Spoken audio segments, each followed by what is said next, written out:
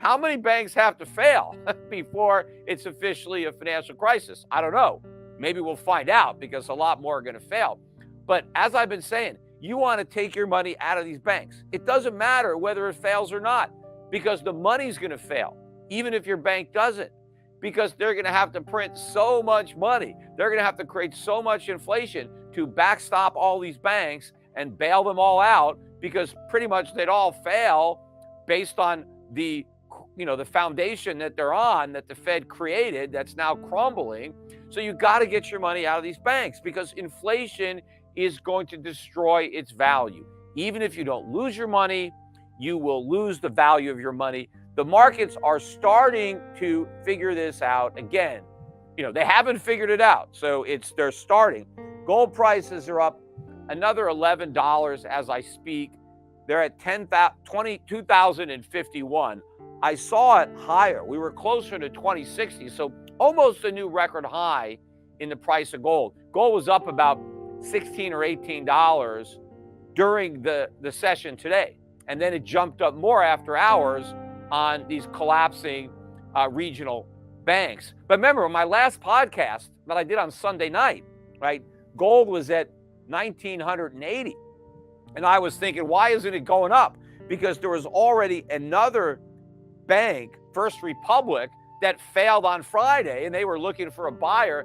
JP Morgan Chase, one of the banks that's too big to fail, just got even bigger by buying First Republic. But I said on that Sunday night podcast, didn't make any sense that gold was down.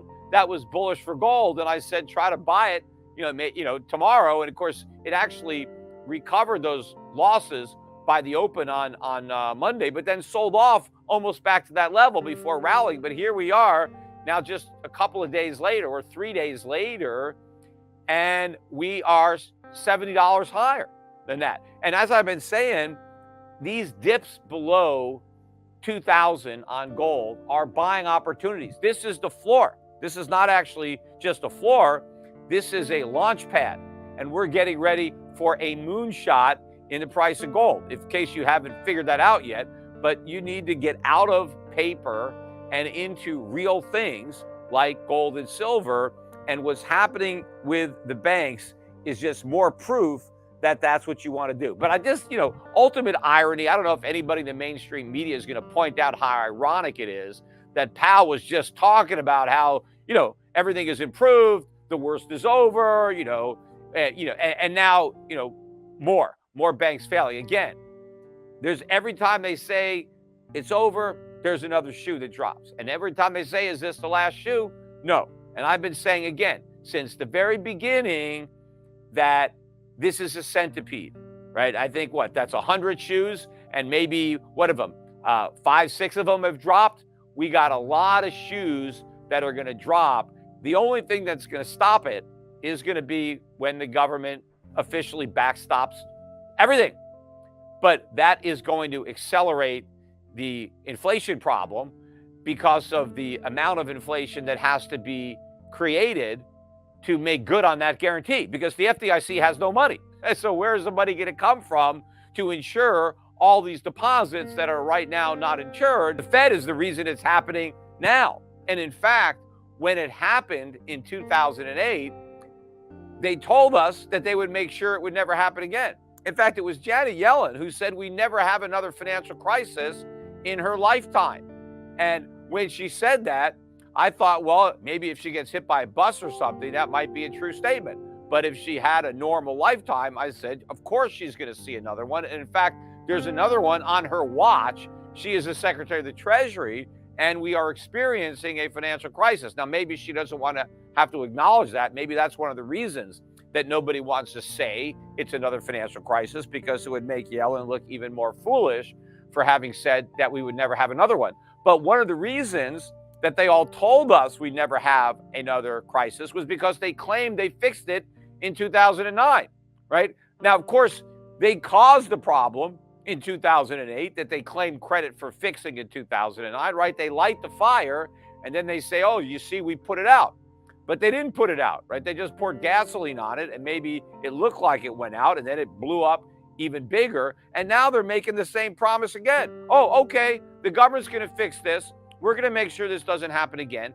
They still don't get it, that the reason it did happen again was because of the government, because the underlying Fed policy and government guarantees that created the crisis the first time never went away, because the Fed and the government misunderstood why we had the crisis in 2008. And so everything they did to supposedly prevent another one just guaranteed that another one would happen. And that's what I said from the beginning. And, of course, I got that right. Anyways, that the strong, resilient banking system, that's how he described it. But he wants to make sure that it's even stronger and more resilient. Well, again, I already said this.